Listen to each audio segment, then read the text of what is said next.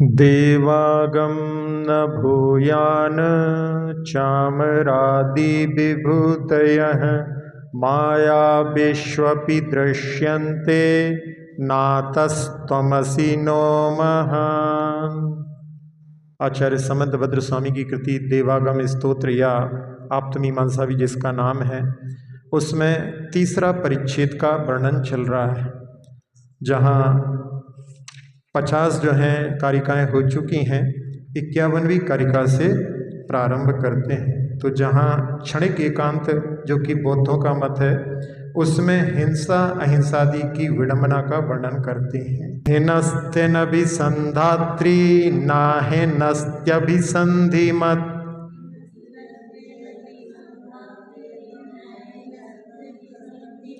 बध्यते तद्वयापेतं चित्तं बद्धं न मुच्यते।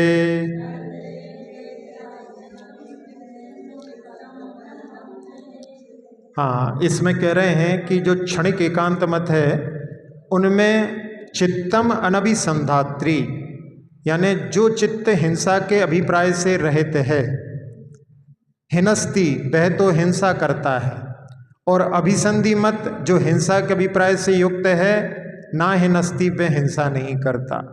और तद्वयापेतम उन दोनों से रहित तीसरा बद्धित यानी बंध को प्राप्त होता है। और बद्धम ना मुच्यते, जो बंधा हुआ चित्त है वो मुक्ति को प्राप्त नहीं होता। क्या है कि इनके यहाँ पर बौद्धों के यहाँ पर क्षण क्षण में निरन्वय विनाश सिद्धांत है, यानी हर समय में नई नई जो है जीव की उत्पत्ति होती है। यानी एक जीव मरण को प्राप्त हो गया, अगले समय में कोई दूसरा जीव है, फिर अगले समय में कोई दूसरा जीव है। तो इनके यहाँ पर जैसे किसी ने हिंसा का भाव किया, अब उसने जब हिंसा का भाव किया और उसी क्षण में वो नष्ट हो गया, अब अगले समय में अगले क्षण में जिसने हिंसा का कोई संकल्प नहीं किया वो हिंसा को करता है, और उस हिंसक चित्त के जो तत्क्षण नष्ट हो जाने पर तीसरे क्षण में जो तीसरा ही चित्त है, जिसने ना तो संकल्प किया था ना हिंसा का कार्य किया, वो जो है दूसरे चित्त के हिंसा कर्म से बंधन को प्राप्त होता है। यानी वो कार्य किया तो उसके जो कर्म बंधेंगे तो अगले समय बंधेंगे, तो वो जो है तीसरे क्षण में जिसने ना तो हिंसा की है और ना हिंसा के भाव किए, वो बंधन को प्राप्त होता है, और वो भी नष्ट हो गया। अब उसे उस पाप कर्म के बंधन से मुक्ति प्राप्त नहीं होगी, फिर किसे होगी? जो बंधा ही नहीं है।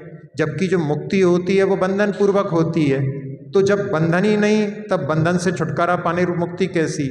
इस तरह से वहाँ पर कृत कर्म के फल का नाश, यानी जो किया नहीं है उस कर्म के फल को वो जो है प्राप्त होता है, और अकृत कर्म के फल का भोग प्रसंग उपस्थित होता है। यानी जिसने कर्म किया वह उसके फल का भोगता नहीं होता, यानी करने के बाद में भी फल को वो नहीं भोगेगा, अगला कोई भोगेगा।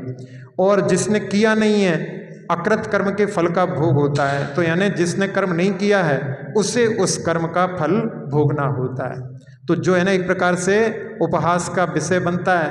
तो इसके अलावा जो उनके यहाँ पर बद्ध चित्त की मुक्ति नहीं होती, तब मुक्ति के लिए यम नियम आदि का भी अनुष्ठान व्यर्थ ठहरता है।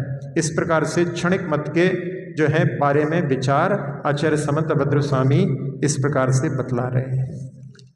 अब नाश को यदि निर्हेतुक मानने पर क्या दोष आते हैं, यानी हर क्षण में जो मरण को प्राप्त होता है तो उसमें नाश जो है कोई हेतु नहीं होता, अपने आप ही जो है हर क्षण में कोई भी पदार्थ है वो नष्ट होता रहता है। तो उसके लिए कहते हैं अहेतुकत्वान्नाशस्य हिंसा हेतुर्न हिंसकः।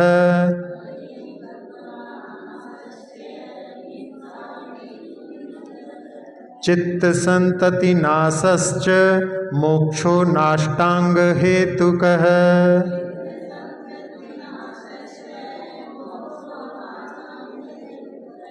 हाँ, यहाँ पर कह रहे हैं नाशस्य, यानी नाश के अहेतुकत्वात्, अहेतुक मानने से। हिंसा हेतु यानी हिंसा के कारण हिंसा करने वाला हिंसक नहीं होगा, क्योंकि जब नाश हो ही रहा है उसमें कोई कारण नहीं है, तो कोई न किसी की हिंसा की वो तो वैसे ही मरने वाला था।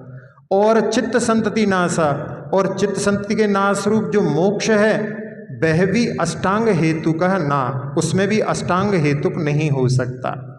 तो यहाँ पर उनके लिए कह रहे हैं कि जो नाश को निर्हृतिक मानने पर क्या दोष आते हैं। तो क्षणिक एकांतवादी बौद्ध मत के अनुसार नाश स्वयं होता है, उसका कोई कारण नहीं होता। तो ऐसी स्थिति में कोई हत्यारा नहीं माना जाना चाहिए, क्योंकि वो तो मरने ही वाला था, फिर उसको क्या मारा। और इसी तरह से जो है चित्त संतति के नाश रूप जो मोक्ष माना गया है, वह भी जो है अष्टांग हेतुक नहीं बनता, जबकि वो उसको मान रहे हैं कि वो अष्टांग हेतुक होता है। तो बौद्धों के यहाँ जो मोक्ष है, निर्वाण है, वो उनके यहाँ सम्यक्त, यानी जो बौद्ध धर्म को अंगीकार करता है वो सम्यक्त कहलाता है।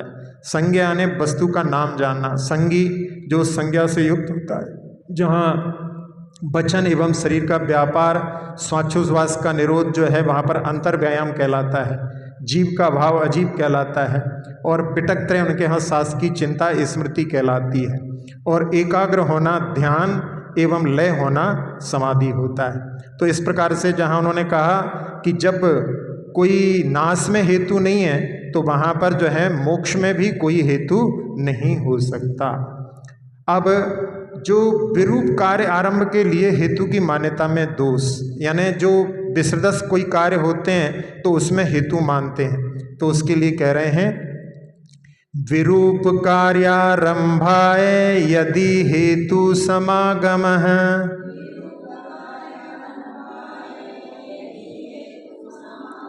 आश्रयीभ्यामनन्योसा वविषादयुक्तवत्।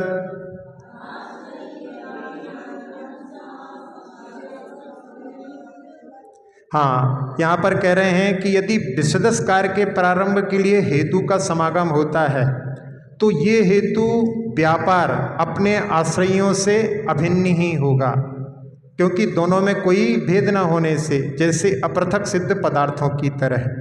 अब इसको समझने के लिए कि यदि नाश और उत्पाद के समय का व्यवधान अंतर होता तो माना जा सकता था कि दोनों के हेतु में, यानी नाश में तो कोई हेतु नहीं है, उत्पत्ति में हेतु मान सकते हैं, लेकिन जो उत्पाद का कारण है वही नाश का कारण है।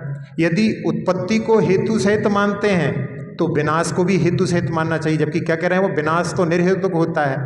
तो उसमें यहाँ पर जो उनका कहना है कि यदि विनाश निर्हेतुक है तो उत्पाद भी निर्हेतुक ही मानना चाहिए। अब जैसे कपाल माला की उत्पत्ति, यानी घट को फोड़ने से कपाल उत्पन्न हुआ, तो वो जो विरूप है, घट जो अलग था और कपाल अलग हो गया, तो उसकी उत्पत्ति में वो हेतु मानते हैं। जबकि हो क्या रहा है कि वही एक समय में, यानी कपाल माला की उत्पत्ति हो रही है और घट का विनाश हो रहा है, उसमें कोई अंतर नहीं है। तो घट का विनाश तो मान रहे हैं कि बिना हेतु के हो रहा है, और कपाल की माला की उत्पत्ति में हेतु मान रहे हैं। तो ऐसे जो हैं, मैंने ऐसे सिद्धांत हैं जो आपस में ही बाधित होते हैं। अब इसमें उदाहरण के लिए यहाँ पर दिया है कि जैसे शीशम और वृक्ष, इनमें तादात्म्य संबंध है। तादात्म्य यानी एक ही है, शीशम क्या है, वृक्ष ही तो है, तो वृक्ष में ही उसका नाम शीशम का वृक्ष है। तो शीशम और वृक्ष इनमें तादात्म्य संबंध है, और ये अयुक्त अपृथक सिद्ध यानी मिले हुए हैं, एक ही हैं। तो इनमें जो कारण व्यापार है वह भिन्न नहीं है, क्योंकि इनका आत्मलाभ एक ही कारण कलाप से होता है।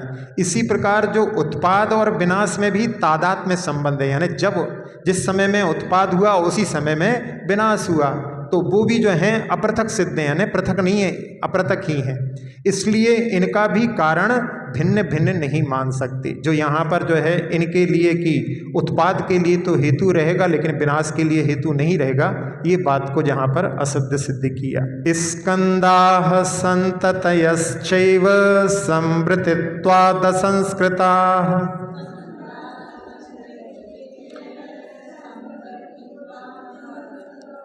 स्थितपत्तिव्यास्तेषां न स्युः खर्विषाणवत्।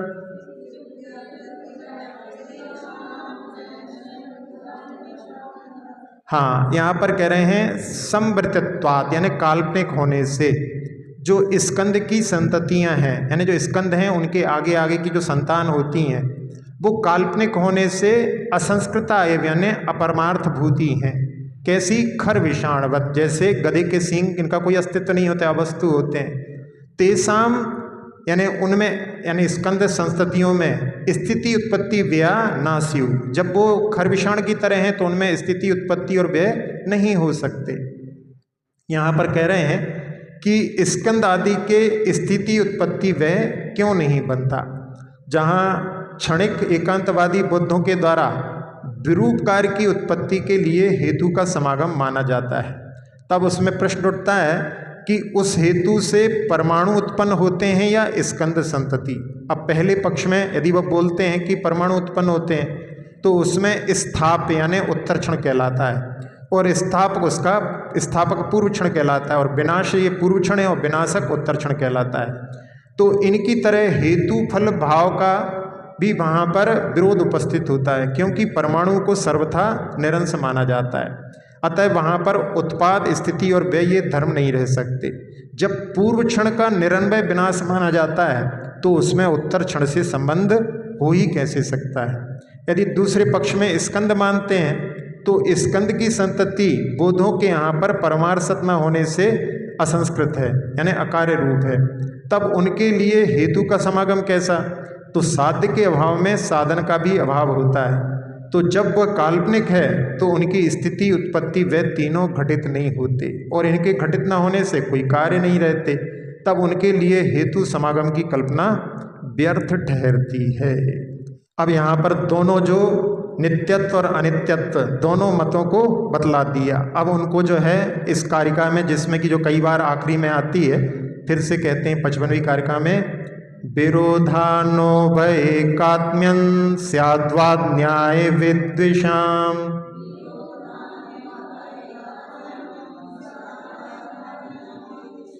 अवाच्यते कांते व्युक्तिर्नावाच्यमिति युज्यते।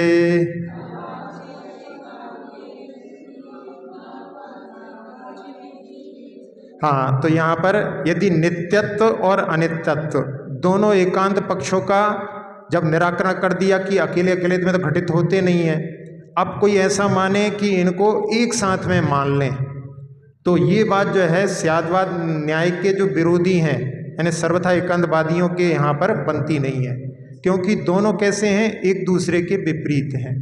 तो इस मान्यता में विरोध दोष आता है, जैसे कि एक साथ में जीना और मरना दोनों विरोधी हैं, वैसा ही विरोध यहाँ पर घटित होता है वो विरोध को प्राप्त हो जाती है, क्योंकि दोनों एक साथ घटित होते नहीं हैं।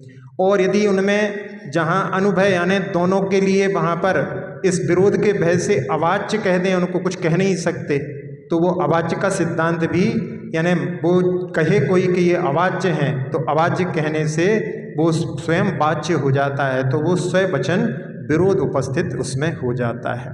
अब यहाँ आचार्य समंतभद्र स्वामी जो स्याद्वाद न्याय के माध्यम से कथनचित नित्य होता है और कथनचित क्षणिक होता है, इसका वर्णन करते हैं। नित्यं तत्प्रत्यभिज्ञानान् नाकस्मात् तद्विच्छिदा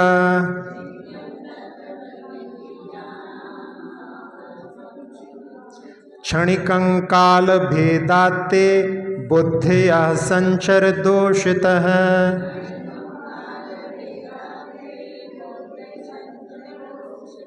हाँ, इस काव्य में कह रहे हैं कि हे नाथ, आपके शासन में प्रत्यभिज्ञानात्, प्रत्यभिज्ञान क्या होता है कि जिस चीज़ को पहले देखा हो पुनः देखोगे हाँ ये वही है, वो प्रत्यभिज्ञान कहलाता है।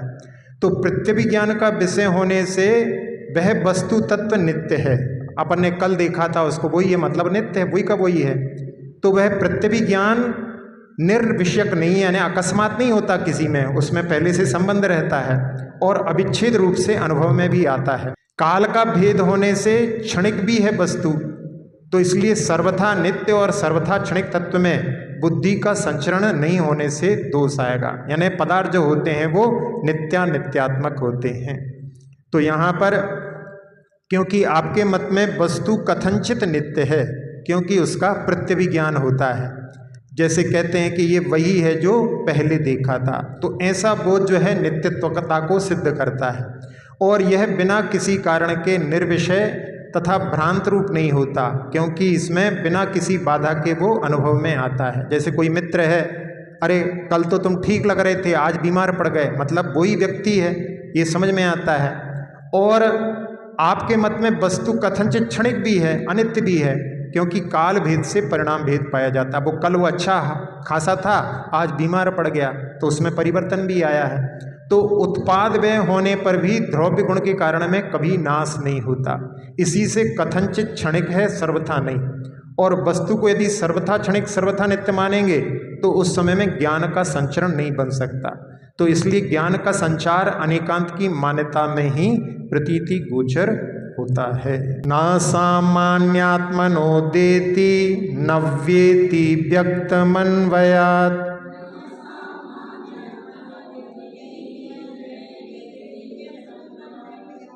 वेद्यदेति विशेषाते सहे कत्रोदयादिसत्।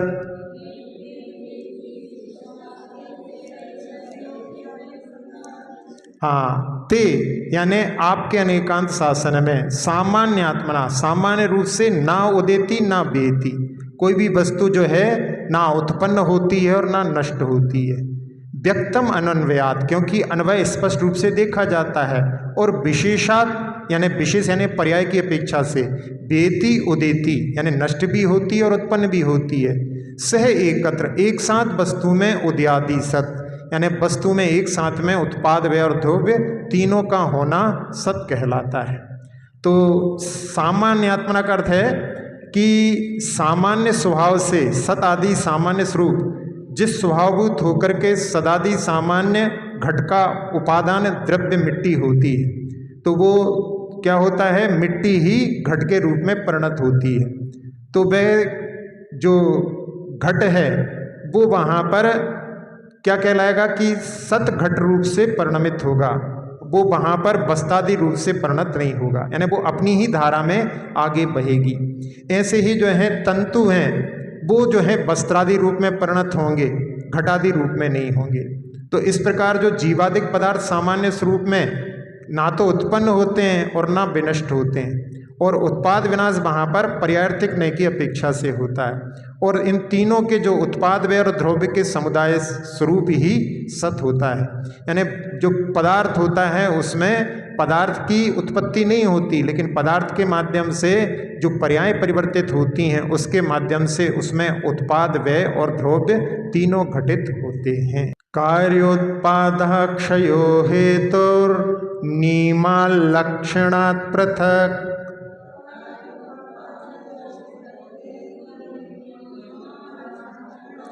न तौ जात्यादवस्थाना दनपेक्षा खपुष्पवत्।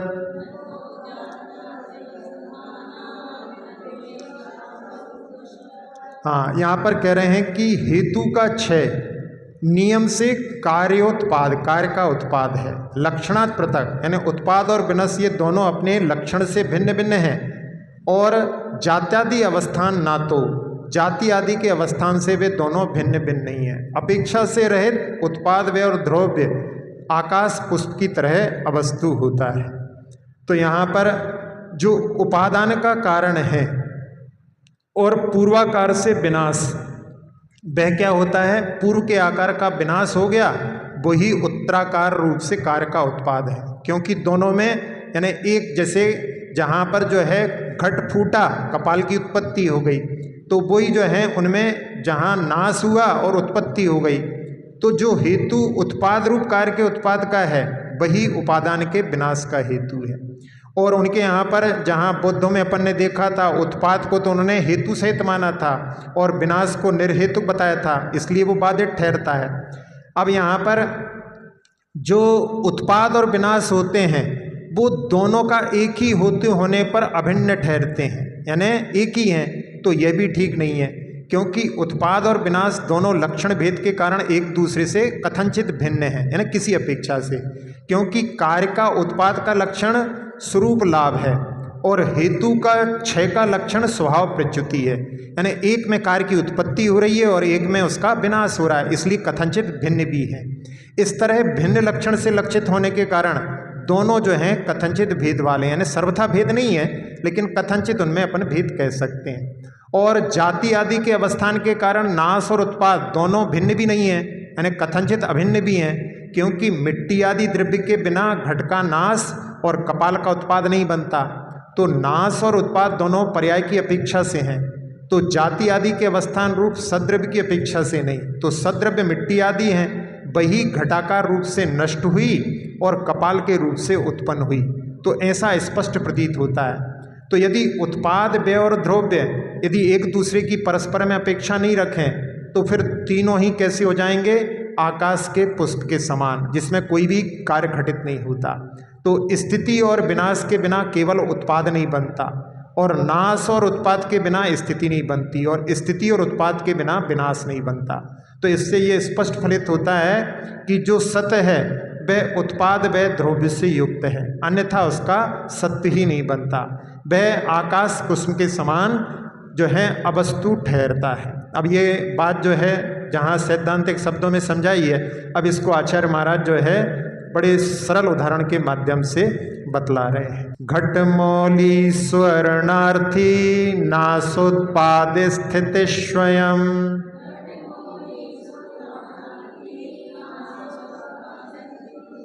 शोक प्रमोद माध्यस्थं जनो याति सहेतुकम्।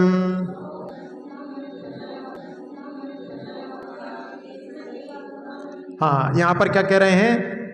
एक उदाहरण दे रहे हैं कि एक राजा के यानी दो संतान, एक पुत्र और एक पुत्री। अब क्या था? पुत्री के पास में एक स्वर्ण का कलश था और उसको मिटवा करके सुनार से उन्होंने अपने पुत्र के लिए छोटा सा मुकुट बनवा दिया, बच्चों के लिए मुकुट पहनने की जो है बनवा दिया। अब क्या हुआ? उसमें पुत्री रुदन करने लगी क्योंकि उसका कलश मिट गया, और जो राजकुमार था वो हर्षित होने लगा।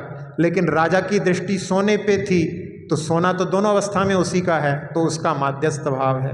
तो यहाँ पर इसी बात को कहा है कि जो स्वर्ण घट को तोड़ करके मुकुट के बनाए जाने पर तो क्या हुआ उसमें कि स्वर्ण घट का मिटना, तो ये हो गया व्यय, और मुकुट की उत्पत्ति जो है वहाँ पर उत्पाद हो गया, और उसमें जो स्वर्ण है वो वहाँ पर द्रव्य के रूप में वैसा का वैसा है।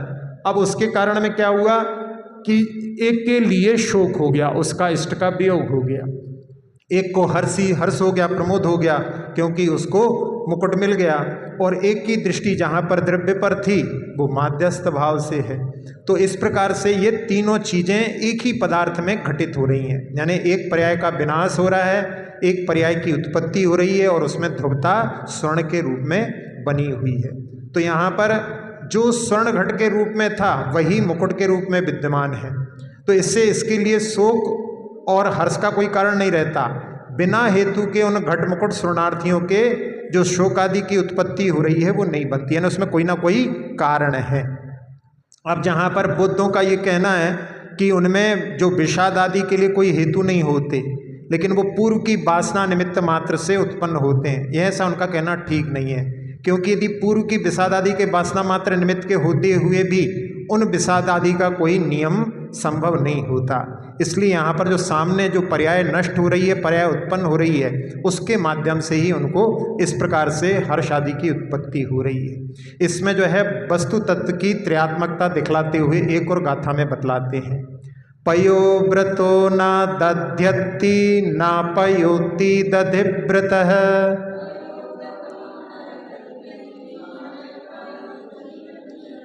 अघोरस्मृतो नो भे तस्मात् तत्त्वं त्रयात्मकम्।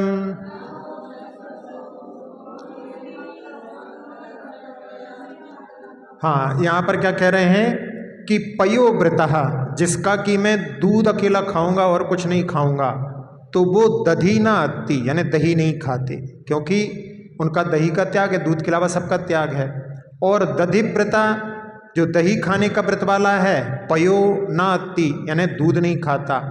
और अगोरस व्रतो, जिसने गाय के रस का पूर्णतः त्याग कर दिया, तो गाय के संबंध, गाय से जो उत्पन्न होने वाली, गोरस से उत्पन्न होने वाली, मतलब दूध से लेकर घी तक सब उसमें गोरस में आ जाते हैं, तो वो जो है ना दूध खाते हैं ना दही खाते हैं।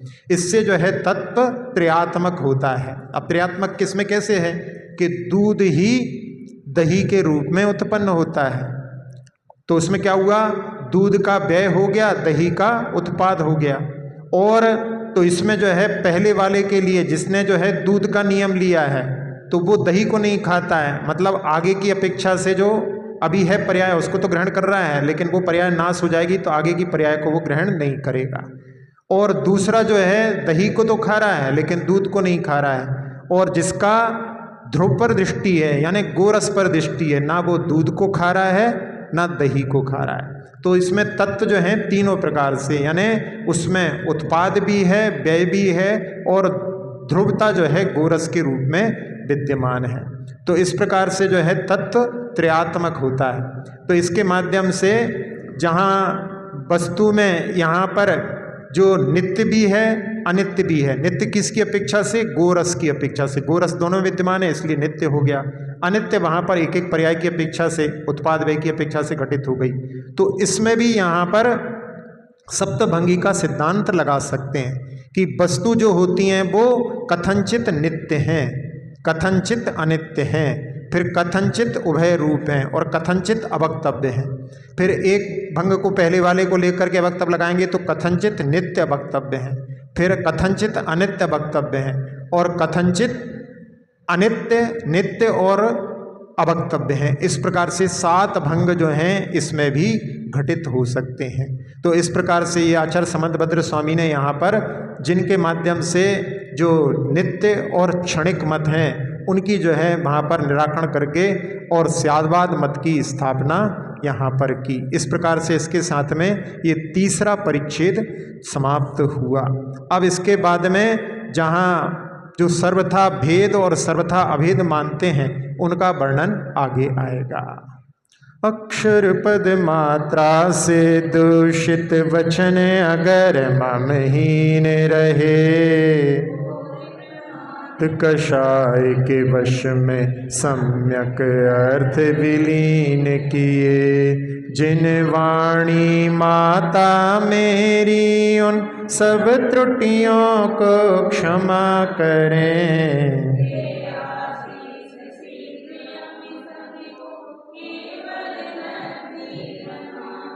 प्राप्त हमें हो बोधि समाधि परिणामों की शुद्धि हो, निज आत्म उपलब्ध हमें हो शाश्वत सुख की सिद्धि हो। चिंतित वस्तु दात्री माता चिंतामणि उपमा भाति,